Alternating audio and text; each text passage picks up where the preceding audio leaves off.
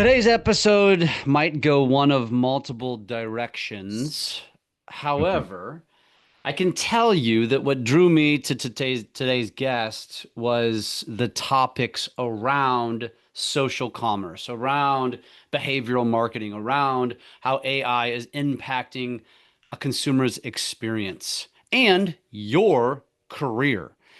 And then, as we were sitting here talking before we started recording, he tells me that he has a background, a master's degree in, Adam, what is it again? Consumer psychology? Consumer psychology. Yeah, I was Consumer. actually going to say, Jeff, I was hoping that what drew you to me on this was my handsome face, but I'll let you. I'll let that slide. Yeah. Yeah, I'll set that one aside. For those that don't know us well enough, and Thanks, I don't Jeff. even know Thanks, Jeff. you, we just met. I'm not afraid of those jokes. But yeah, for today, I think we'll go ahead and set that aside. And I want to focus. And so, first of all, let me just go ahead and introduce Adam Ortman, who is the CEO and founder of Kinetic 319. There's a story behind that, too. If anybody's wondering, maybe I was the only one. But there's a psychological thought process that went into the name Kinetic 319. I'll let him share that story. But Adam, from what I understand, does not have a real estate background, although he has a company that works with all sorts of businesses. And I mean some big name businesses, including the likes of American Express and Nike and Kellogg, Textron, some big names, right? You also understand and have worked with real estate companies to understand what it is that we have to do to drive business. And Adam doesn't know this about me, but we've touched on this, that this has been a big passion of mine. And so I know, Adam, that the people listening to this, real estate agents, the real estate industry, they struggle with this. And I hope that you can bring some kind of outside expertise to help enlighten our audience to improve the way they market their brands, how they use technology, and, hopefully grow a deeper connection to the person that ultimately drives their business. So without further ado, Adam Ortman, welcome to the show.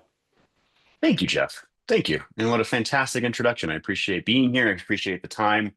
And I love the topic that we're talking about. And to your point, while I don't have a necessarily a specialization in realty and in realtors specifically or in this space, I have touched nearly every industry over the last 25 years of my career.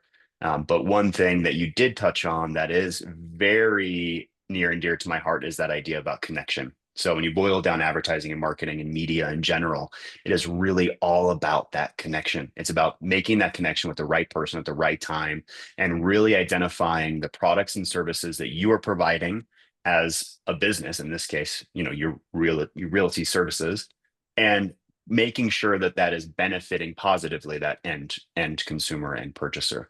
That whole idea about connection, we actually have an entire talk track on this at Kinetic 319 about where connection meets conversion. And that really talks about the ethos behind not only my team's work, but also in just how we approach different types of businesses in different of industry.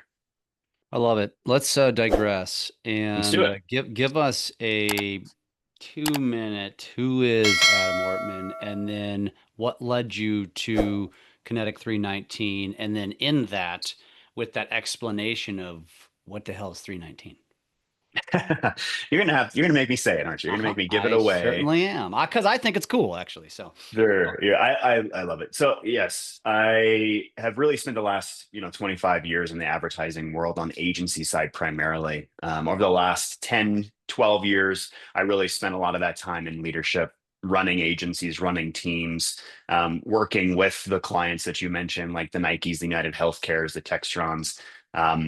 And it's been a fantastic ride. And really, what I have learned over those years are some things that agencies are doing poorly that I hate, and some things that agencies are doing well, really well that I love. And those are really the things that I get to culminate into my own agency with Kinetic 319. And so with Kinetic 319, as many founders and entrepreneurs are really fueled by is that idea of I could do it better. And really that idea of connection meets conversion is that fuel, is that understanding that so many different agencies and marketers today just clicking buttons. They're just clicking buttons. They don't take the time to really understand their clients, unique positioning. Why was that business even created? Why does that founder or leader, CEO, get up every morning and do the work that they do? So we do have a very proprietary onboarding process and what we do, which is get as close to the business as possible that we're working with so that we can be better marketers on their behalf. So we do that work for clients all around the world. We have a team across the United States.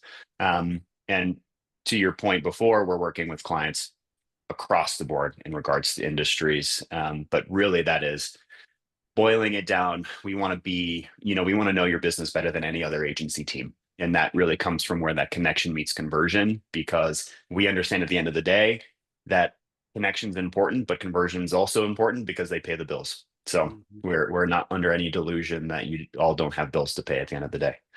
Connect 319 is a fun. I was on a work trip overseas in London when this came to me overnight, and Connect 319 was the name. It came to me probably at 2 o'clock in the morning. And 319 really is, to back that up really quickly, there's some theory around the psychology between brand and names. And when you put a arbitrary number or an arbitrary combination of letters into a brand name, it triggers the intrigue question. What does this mean? Right. And that's great because then I get to talk about my brand for 2 minutes, which is Mhm. fantastic. Mhm. Um, 319, actually, many people think it's a zip code or an address or an area code or whatever it is. No, it's actually the number of years between the very first advertisement published in North America in 1704 and the start of my business. So it's really this story in a name that pays homage to the prior 319 years of advertising and its influence and impact in American economies as well as global economy, obviously, but also this idea of you must, as a business, you have to always be moving. You have to have this kinetic energy to drive you forward. And then you have to continue to evolve. You have to continue to innovate, or you're going to be left behind. And so that Mhm. movement is life talk track, while paying homage to our past is really what Kinetic 319 is all about. Do you know what the who actually tracked that? The first ad or in It is a 1704. newsletter that was in Boston. It wasn't a state then. It was in Boston. It was a man that was trying to sell his property, his real estate. And What's the he irony was in that, huh? exactly. He was trying to sell his property, and he worked with the editor of his little community, colony newsletter, that was published probably once a month back then, maybe even less. And he basically put it into an article that they were writing about the sale of his property. And it was now coined as the first quote unquote advertisement published in North America. Frankly, advertising has been around for thousands of years. We can tie that all the way back to the Greeks. But really, the first one that was coined in North America was that specific newsletter from that Boston editor. I worked with a librarian in Boston and got a screenshot of it. So it's funny that I literally got that maybe 2 months ago, and we're adding it to our website. And God, I nerd out about this stuff all day long. But anyway, it's really cool to Interesting. see. Yeah, it's really cool to Interesting. see. I'm actually the next thing that comes to mind, and I don't want to go too far down this rabbit hole because that's not why anybody's listening today. But I like to take these and have a Sure. little fun with them. Sure. Is when you say published, like they didn't have technology back then. How would they No. even putting a newsletter, a newspaper, Yeah. maybe? How would they even put something like that out? Do you have They any were idea? pressing it. Really? Wow. Yeah. Yeah. Interesting. Fascinating. Okay. Well, there's Yeah. probably some other nerds out there. That are already over in Google or ChatGPT Please go look it asking up. questions. Yeah. And if you find other scans of it, because the scan I have kind of needs to be enhanced, if you find other scans of it, please send it my way because I would love to see it.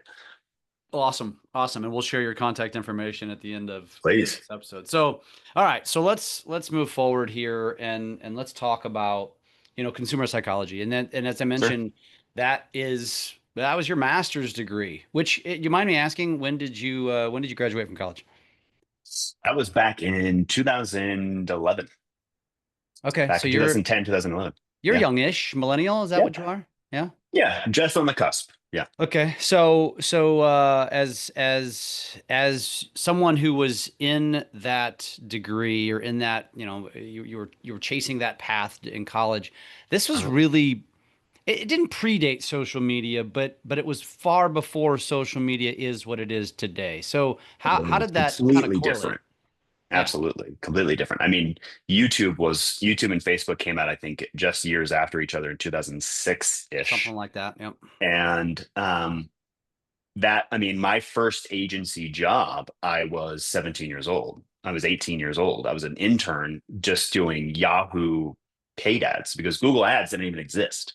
So Wow. back in the day, you're having to manually run campaigns. And I was fascinated with this idea of how people really interacted with companies. I come from five generations of entrepreneurs myself.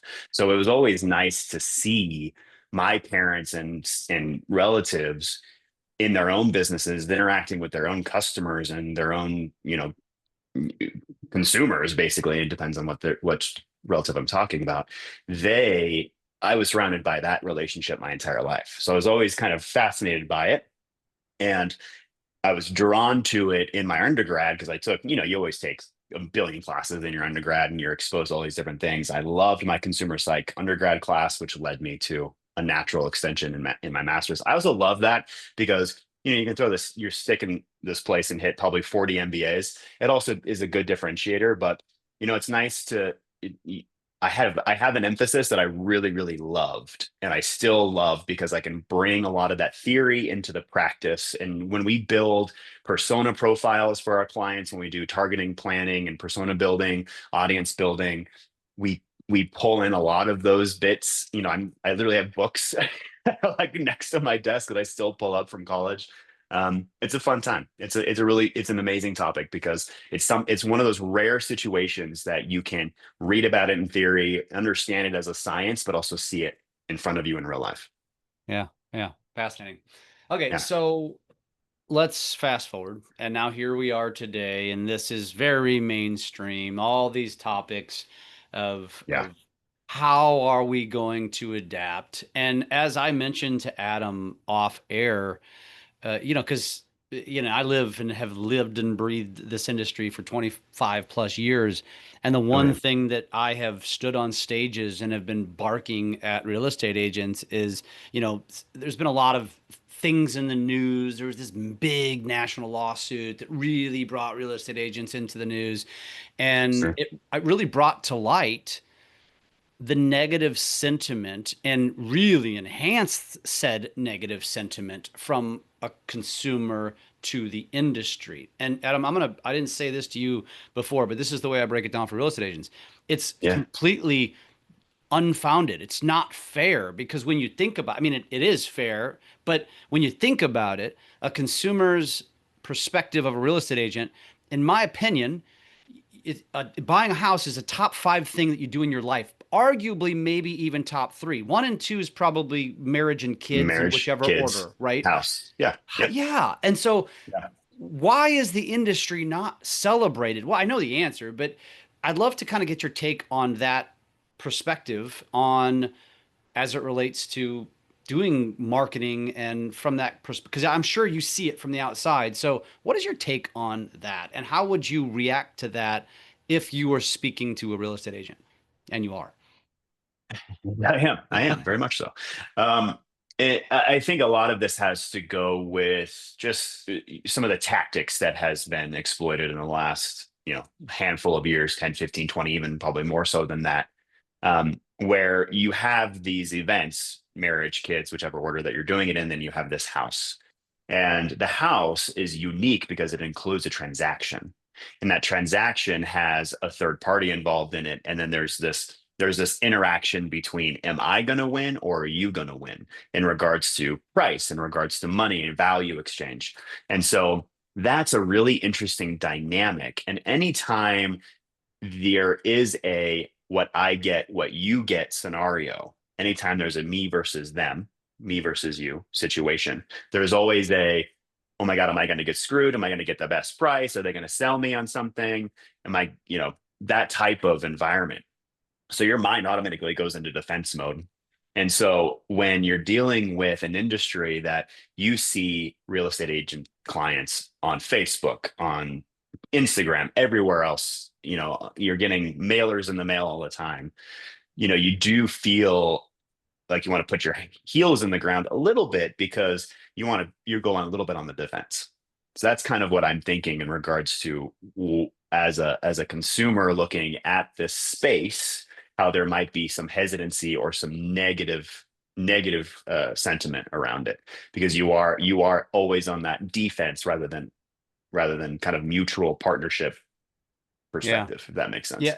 sense. And the first thing I thought of was the real estate agent who's standing in front of a Lamborghini or a private jet, which to me is an asinine marketing Sure. strategy. It makes no sense to me because what are you actually doing to the consumer from a psychology perspective other than bragging about how much money you make? And in most Yeah. cases, they're not your, Yeah. they're not your things. But it really is dumb. That's to me, that's maybe one of the ways. The other way is just the massive dilution where an industry that's filled with, and at its peak, several Yeah. million individual business operators are all competing for the same Yes. consumer. And then Hungry. they flooded this new outlet, this new medium, because now it's free. We used to have to pay for billboards and we still do TVs and radios and newspapers.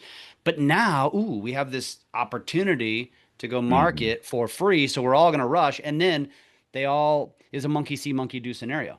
Oh, I Very saw much. Sally take a picture with her clients at closing. That seems like a good idea. I'm going to do that. I saw Yeah. Sally standing in front of her open house talking about 123 Main Street. I'm going to do that. I saw Yeah. Sally show her the award this frivolous award that she won. I'm going to do that. And then all of a Yeah. sudden, there's millions of these posts and the world becomes inundated and the world becomes annoyed. And that's called herd theory. Yeah. Monkey see, Okay. monkey do. Yeah. Which, So it's one of the best psychological examples of this, and I love it, is the wave at any sporting event. yeah. It's exactly the same psychology, exactly the same. Is it good? Is it bad? Doesn't matter. People still do it, and they do it in their business, and they do it on social media. They do it at home. It's very human. It's a Yeah. very human condition. Yeah. So, so in other words, as it relates to marketing, then when you think like that, and this is how my mind goes, my mind is the opposite. And I don't know why I'm just wired differently, but it's like, okay, I see everybody doing this. Do something else. With do, that, it's do like something else. if I gave you two public pools, you have an option. You could take your kids to a public pool. One of them is packed, they're shoulder to shoulder. The other one, there's only one person in it. Which one are you going to choose? The obvious answer is the one with one person in it because the other one's disgusting. But the reality is, psychologically, in most of our choices in life, we choose the pool that they're shoulder to shoulder, and which is Yes. disgusting. Yes. So, why? How? Why does this happen? And how do we get out of it? Yeah. I mean, marketing has a very good way of storytelling. And how you get out of that is you have to tell your story differently, right? In the pool scenario, your psychology says, well, something must be wrong with that other pool, right? Why is no one else in there? Yeah. So the Okay. storytelling is nothing is wrong with this pool. You all are just idiots in that other pool. So maybe you're telling the wrong story. So tell your story differently and it's also understanding, right? So you're not going to just say, send a message to your customers or your potential signers. You want to understand their motivations and priorities and fears because we're talking about now Maslow's hierarchy of needs, if you want to go back to psychology, their motivations, priorities, and fears, leverage their motivations, priorities, and fears, and basically tap into them and say, well, why wouldn't this person be wanting to buy this house in this area on this block? And maybe approach that, shine light on it a little bit differently through the storytelling mechanism of marketing and advertising. So whether it's social media, organic social posts on your own page, or even if you're paying for ads, wherever that may be, identify the problem that you are solving through the sale of this house or this, piece of real estate, whatever it may be, and leverage it to your advantage. If you're just throwing messages out that look and feel exactly like your competitors, one, that's not going to be effective. And two, if you're saying the same message to everybody, you're probably not saying a message to anybody. So you Mm. want to make sure that you're tailoring what you're saying to not only the product that you're selling, because there's all these houses that are, there's all these ads that are just showing pictures of houses with prices and how many bedrooms and bathrooms that they have, but they actually aren't saying what is the what is the what is this house going to solve for you? What are you going to get by getting this house other than a two-bedroom, two bath? So I know we just talked about a lot of things in that line, but that's how marketing gets you from the very crowded pool to the empty pool, is by understanding that fear of, hey, there's Mhm. something wrong with that pool, and then leveraging marketing messaging to maybe attract you over. Are you familiar with Brendan Kane? I am Uh, not, but I'm also horrible with names. yeah, he's an author who wrote I think it's 1 million followers and then something. He's got like several books. He's I would say an influencer in the social space. He's probably got Sure. I know he's got an agency. He said once, because I've interviewed him a few times, to something you just said, which was, you think when you're doing marketing, especially social marketing, that you're marketing to many, but the reality is you're only marketing to one. There's one And person. That's yeah, and the 100%. problem is that when we jump into this, we just, well, I'm putting a post on Facebook, on Instagram, on TikTok, 300 people, 3,000, 3 million people will see it. So I'm marketing to many, but the reality is you're really only talking to one individual 300, 3,000, 3 million times on the other end. Yeah. Yes. And we do that at Connect 319. How that expresses itself at Connect 319 is every single one of our clients, we go through an audience profiling exercise. I mentioned this a little bit earlier, where we look at not only who this person is in regards to who's going to benefit the most from this product or service, the target consumer, target audience, but also, you know, demographics are great. I think a lot of agencies and a lot of people think about that. Is it male, female, otherwise? What's their household income? Where do they live? How many kids do they have? But taking it a step further gets you closer to getting to that person, that one person, which is the psychographics and the media consumption behaviors. That's really, really important, because the psychographics understand things like loyalty, understand things like technophilia. So are they technophiles? Are they into technology? Do they hate technology? How do they feel? How price sensitive are they? Do they lean into family values, loyalist values? And then other side of the house, which is the media consumption side, which we can pull data from the tools that we have. How many hours are they actually spending on TV, on social media, on Reddit, on Facebook, whatever that is? That data is a little fuzzy in regards to getting to that one person, but it's all this perspective that you should get when you're looking as a realtor trying to find the person for this house. You should understand who that person is, what makes them tick, not only just what their age and gender is, but also what makes them tick kind of in their head, so then you can help them down the journey of Hmm. if they are interested in your properties. Which everything that you're describing right now makes me think of the real estate agent. And this isn't just real estate agents, because Sure. like you, I work with a lot of different industries. And if I had a nickel for every time a business owner, a plumber, a construction company, a real estate agent said, when I got into business, I never realized I was going, and now they're saying I have to become a social media influencer. What I articulate that to say is I have to become good at social media marketing. And as you're talking about some of this stuff, 5 years ago, I think people glossed over these conversations. Today, they're paying more attention, listening more, still not doing anything about it because they're not truly trying to understand this. Because I think, and this is probably most businesses that are guilty of this, they're constantly chasing the next deal.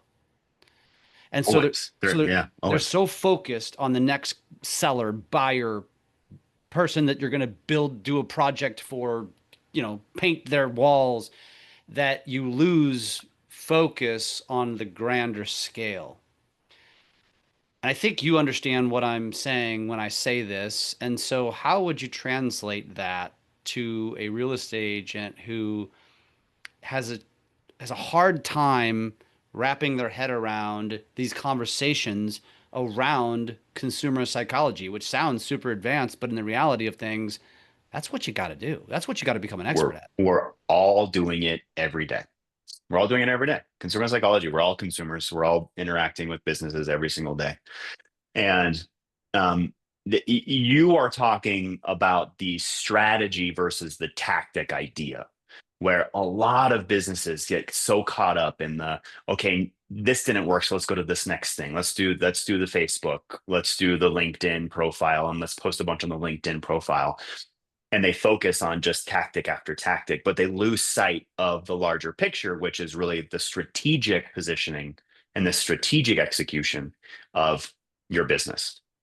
And so I always equate this back when I'm talking more so on the startup side. I have conversations where, have you generated an actual business plan? Because I think this is really spot on for realtors as well, because that business plan allows you to look at the business.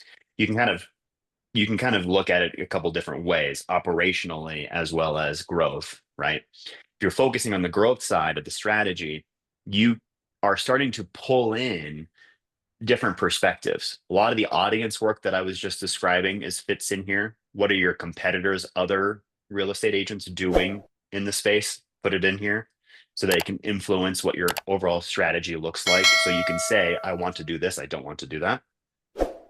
And then looking at what else is going on. I mean, realtors that might be selling specifically within their neighborhood, within their communities, what's going on within your community? What macro trends are impacting sales within your specific region? Because that's going to influence how people are purchasing, whether it's now, whether it's later, what indicators they are showcasing that show interest in potentially making a move. So I think collecting all of this information first and then sitting with it, organizing it in a way that says, okay, I actually have a very good picture now of what I'm working within. And now let's put together a strategy of, what does the next 3 months look like? 6 months, 9 months, 12 months. So then you can start to lay out and say, this didn't work. But rather than just pulling it back and saying, well, let's go to the next thing. Why didn't it work? Maybe tweak it. Maybe adjust it a little bit, because you're selecting a tactic within a larger strategy because of a reason. So I'm doing Facebook because I now have the because the strategy dictates it. And if it's not working, it might be something that I'm doing, not necessarily that the platform or the specific tactic is doing. So collect all of your variables, put together a plan and a strategy that looks further out than just a month. And then also understand that things will not be, linearly positive all the time, and always just try to innovate and tweak where you are sure things should be working to do to your strategy. Mm-hmm. Let's get more into the weeds on this. Sure.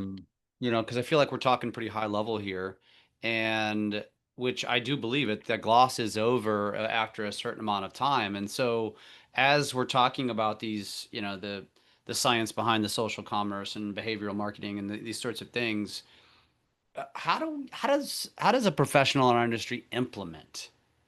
Yeah. Yeah. Do you have a favorite tactic that you want to talk about? I mean, if you're talking to me specifically, personally, I'll give you my spiel. And I actually Love just it. put this out through a video recently, that said, these are my two secrets to my success on social media. I put secrets in quotations because clearly there's no Ooh, such thing. it's a great Um, SEO word, though. It's a great SEO is word. it okay? Good. I'm glad. Yeah. I didn't know that, but I'm glad that I'll keep using Good. it. So it's consistency. The Hmm. algorithm tends to reward it. It sees that you're legitimate. It sees that you're here to stay. It more so than that, to me, it makes you a better creator because you are in the game more often. You've made this a priority. You practice. You see yourself. You get better. You see Sure. different tweaks. You can. So that's number one is consistency. However, consistency, in my opinion, If that's your only thing you're hanging your hat on, will get squashed by AI because AI will outconsistent the hell out of you like 10, 100x over if it wants to. So, in my opinion, number two, and the one way that you can still compete and stay ahead of AI is I don't, as I use the word personality. A lot of people like to use the word authenticity. I think that's overused. So just truly call it what it is.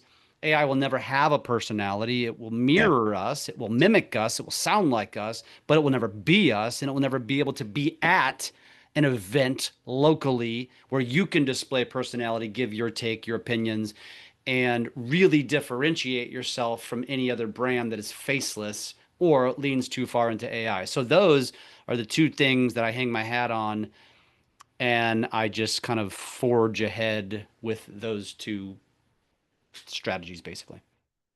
And I think you're in a really good spot with those two. So let's just use Facebook as the example here, because I think that that's easy. Yes, consistency and time both benefit you in regards to the algorithms, but I will say, but they are constantly changing, which is daunting to a lot of people, myself included. But that's actually something that excites me because never do I live the same day twice in my agency. So the algorithm is constantly changing. Also, know that the engagement factor has to be there, and that comes from your personality variable. So the algorithms or the consistency in your posting, if people aren't engaging with them or they're seeing them valuable or they see you as a personality intriguing, uh, that that algorithm will actually be shifted in not your favor. It'll be actually away from your favor. You'll be showing up to folks less because of that fact. So you could be posting 12 times a day, but no one would see them because no one's interacting with them. So be very cognizant about what you're posting on social media, because if you're just throwing out junk that no one cares about or wants to see, it's going to be seen less. So understand that quality is a lot better than quantity over time. So consistency is key, yes, but make sure that the quality of the content is there. Inject it with your personality, and then ensure that you're going to see results. That's basically a good recipe. One thing that I do want Let me to, stop you real quick. Hold your sure, thought because I want to ask you a yeah, question about that because I think that a lot of professionals and businesses mistake what quality means. And so we need to define that because quality, in my opinion, does not mean an overproduced video. In fact, I think overproduced videos, we're actually, in my team, like I'm I like was dumb it just going to down, talk like about this. Yeah, simplify it. But yeah, that's what a real estate agent thinks. It has to be this yeah, big, beautiful TV commercial, which is not true. So how would you? yeah. You're spot on. You would have, I mean, I wouldn't, but I could film a picture of myself on a toilet and it can get 100 million views, right? I can get 30,000 shares, 100,000 likes. When you're talking about quality, the data is your friend Yeah. when it comes to the Facebook and the other social media platforms or just any type of advertising in general. Data is absolutely going to set you free.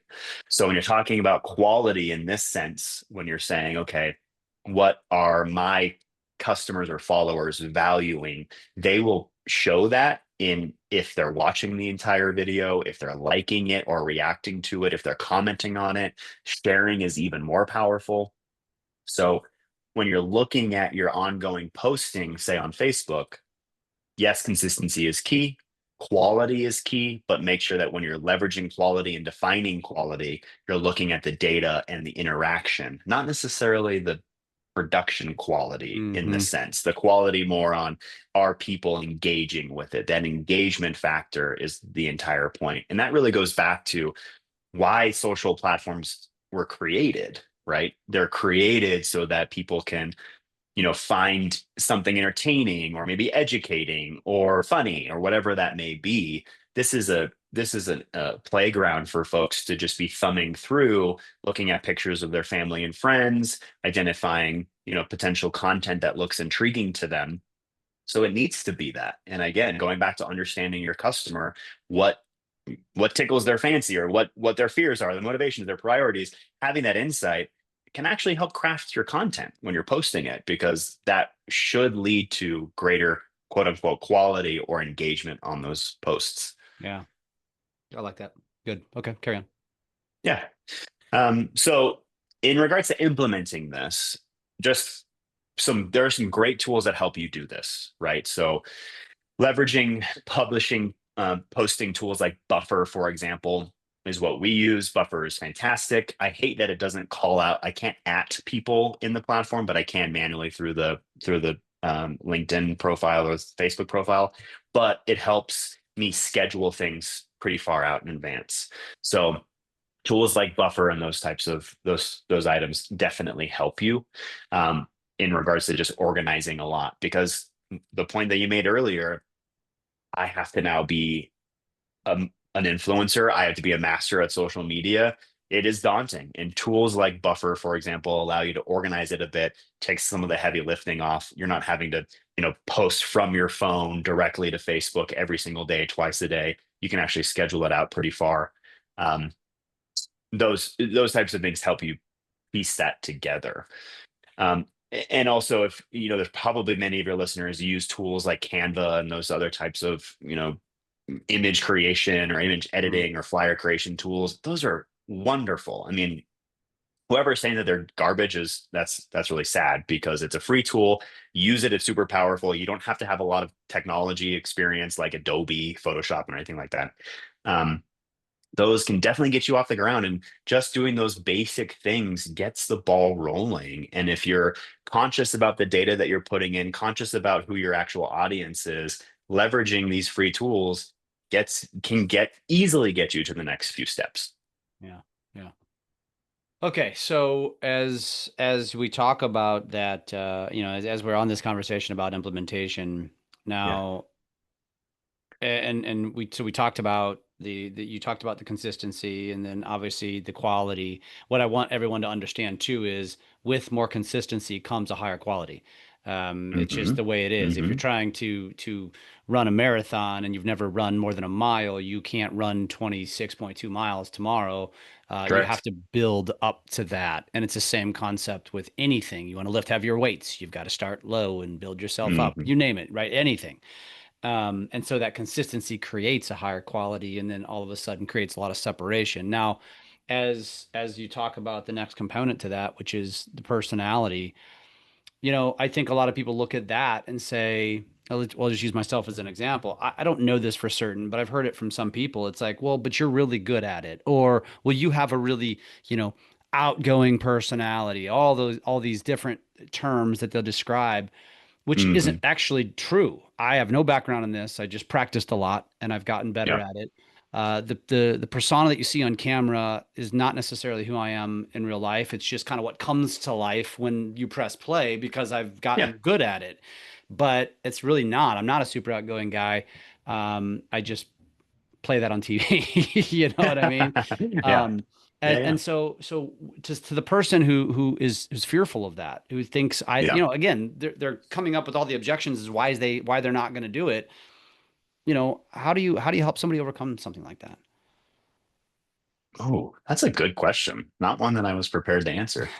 One, I have led many teams in my day. One of my favorite team building exercises that I really focused on, this was probably 10 years ago or so. I had a team of media managers. I was the director or senior director of media at the agency at the time, and overseeing a large team. There was probably about 30 of us. And there were some of my leaders that were really struggling with standing in front of clients and having to present and having to answer on the fly and having to be that personality, because you do have to have that personality, whether you're presenting metrics or touring a home or standing in front of your phone for a social post. You have to have some sort of stand up persona. One of the things that I really, really loved, and I still have, like some of these folks are now, VPs at Air New Zealand, for example. They still call me and they say, we've actually done this with our teams, or I've loved this about what we did in the past, was we did a 6 week improv class. And it was so beneficial because not only did it include the rapport with my team, but it also it also, excuse me, taught us how to think better on our feet. And I think once you get comfortable in front of a camera, in front of other people, you lose a little bit of the, oh my God, what if I say this wrong? Or am I gonna look stupid? Or, is am I gonna, mess this up? Or people gonna hate this? You kind of let a lot of that fade away as you are in a little bit of a controlled environment. So little bit obscure answer, but taking a course like that at probably your community center or whatever it is will absolutely benefit you in many, many areas of your life, whether it's at work or even just in at home or communicating in general.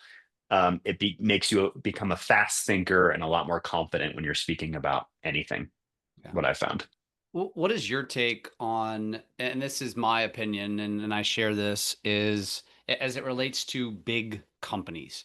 When you Sure. think about like Tesla, one of the first Hmm. things that comes to mind is Elon, right? When you think Yep. about Amazon, one of the first things that comes to mind is Jeff Jeff. Bezos, right? When you think Yeah. about Microsoft, the first thing that comes to mind, Bill Gates, right? Yep. And it's of my opinion that because of the way the world is kind of going with AI and whatnot, I believe that businesses, and I use these big guys as the example, but as you get smaller, especially into Yep. micro communities, and there's 8 chiropractors in your town. In my opinion, the chiropractor that puts themselves out there as a personality, as a person, is going to be the one that kind of rises above. 1,000%. So Thousand you percent. believe that that is a powerful strategy moving forward? In every ad experiment that we have ever run, a person in an ad will always outperform a product or a landscape ad. Oh, 100%. Because there is a connection, a tie. People like seeing people. And so, I mean, there's a whole reason why you and I are on this podcast because we're both representing our respective practices. And having the chiropractor stand up and say, "Hey, I'm a real person. This is my practice. Come see me. I'm a real I'm a real guy or I'm a real gal. These are my opinions. This is what's important to me." That is magnetic to people. And that is 100% the case. And I think that that is spot on because there are so many different businesses indifferent of the industry that just hide behind the brand. If you have opinions, if you have a experience in this space, that is actually one of those instances where you can pretty much see if a business is full of BS or not, Mhm. because a person is willing to stand up and talk about their business passionately, you know, in a very high level or in the weeds, and people are attracted to that. So Yeah, yes, be yeah, be the face of your business. Your business will have the curb appeal of the brand, but there's also people that live in the business, yeah. right? And Pull even them and out. even even more so though, I feel like it's even that's part of it, like standing up and speaking on behalf of, but also the brand that's willing to, like I think of a guy like Jesse Itzler or his wife Sarah Yeah. Blakely, who you probably are familiar with. And if Hmm. you follow them on Instagram, which is wildly entertaining, and I think entertaining in a loose sense, not like movie production entertaining, not comedy production, because they Yeah. give me a backstage pass to their life, which is Yeah. fascinating. And you know, if a Bill Gates, Jeff Bezos, they don't have to do that, right? They're already No. Yeah. multi-billionaires. But it's like when you think about, I always use this analogy, like Coke and Pepsi. I have Yeah. no idea who runs either of those companies. And if either of those companies put their person out there, Hmm. would Hmm. they rise above the other or do they even care? I'm not sure. But and And then they and may then be when too established at this point. Yeah. maybe, yeah. I mean, but then when you take that down into our level, and again, when I'm sitting here thinking about this as a real estate agent, if I was sitting here thinking about this as a real estate agent, I would be thinking to myself, yeah, that's the big differentiator. It's not the brand on my Yep. shirt. It's not my market knowledge. It's not the data that I can present because we all have access to that stuff. The great differentiator is that I'm an avid pickleball player and I am going to display the hell out of that and Yeah. document it so I can connect with other people that are equally passionate about pickleball. I love, Jeff, that you brought up Sarah Blakely because she is one of my CEO kind of aspirations. I want to be her when I grow up. Badass bitches. badass. I love her. She went from selling fax machines to outselling everybody. And that's because she thought of an idea and she hustled the hell out of it.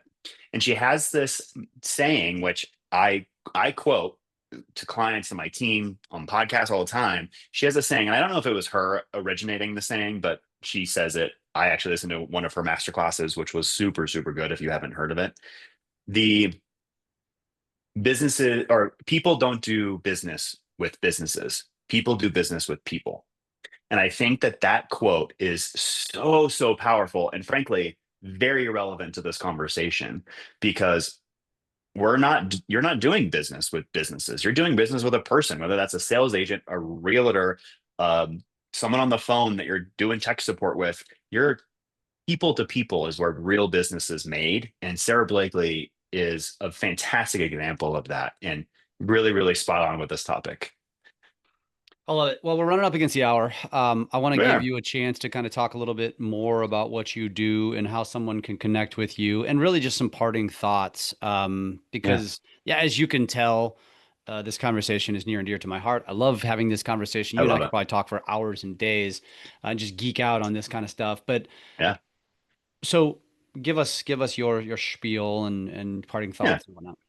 I mean, Kinetic 319, we are primarily a media agency. So any type of advertising that exists, whether it's online or offline, we do all the strategy, the planning, all the activation of those types of advertisements. We also do a lot of SEO. So making sure that your website is appeasing the Google gods, excuse me, as well as writing all of the content. Everything we do is really, really wrapped up in analytics, and that's not only because I'm a huge analytical nerd, but also because it's so important. And it goes back to measuring what's working, what's not working, from what we were talking about before. So we pack data into every single thing that we do. But no, this has been a fantastic conversation. If you want more information about Kinetic 319, what we do, our ethos, kind of how we think, kinetic319.com is great for us. Follow us on socials because we are actually posting every week our Stay Kinetic tips. So take a look at those on LinkedIn, on Facebook, on Twitter, excuse me, X these days. And if you're ever needing anything, feel free to reach out. We have a lot of stuff going on with ask-kinetic.com is an open source platform for us. So if you go to ask-kinetic.com, ask a question, the answers are usually coming from me. We answer about 3 to 6 of those a month. So feel free to ask any question about marketing, about social media, about business. We do our best to always give back. We're always helping first because again, it goes back to that, we're people and we all have needs. And I love what I do. And I always want to share where I can. And frankly, I hope that some of your listeners today got some good tidbits to go back to their own practices and adjust what they're doing. I hope so. Yeah. And so if they want to go just do a little stalking, you mentioned the three Stock away. platforms. You said Facebook, you said LinkedIn, you said X. Is it just Yep. Kinetic 319? That's what we look for? Kinetic 319. That's us. Easy enough. And if somebody wanted to directly reach out, what's the best way to do so? Yeah. Just send me an email at adam@kinetic319.com. Awesome. Yep. Any parting thoughts? Anything to leave our audience with? I will, and I love where this conversation went. It actually went a little bit differently than in a different direction than I was originally anticipating. But especially in today's real estate market, we're on a roller coaster, right? Markets will go up, they will go down. The one thing that never changes is what our motivations, priorities, and fears are. So understanding that human psychology, eh, the more you understand it, the better your performance as a realtor or a loan agent or whatever your specific practice is will be because those consistencies and behavior to your customers will allow you to then ride the waves of the market more effectively with less chaos. So I think that taking some of the stuff that we talked about today to understand the psychology, what people actually care about, your specific people, not the person to your left, not the person to your right, but your people will absolutely pay out dividends in the long run. Adam, it has been a pleasure. It's been fun. I wish we had more time, but Same, Jeff. It was I think a very rich conversation, and hopefully there's a handful of people that took something from this and are running out the door to go implement and Yeah. apply the things we've Be talked careful. about. Don't trip. Yeah. Yeah. Yeah, so go check them out. Kinetic 319 on any of those three social platforms. You can email Adam. What was your email address one more time? Adam at kinetic319.com. Awesome. Adam, it was been a pleasure getting to know you and chat with you, and wish you nothing but the best and hope we can stay in touch. Very appreciative of the time. Thanks.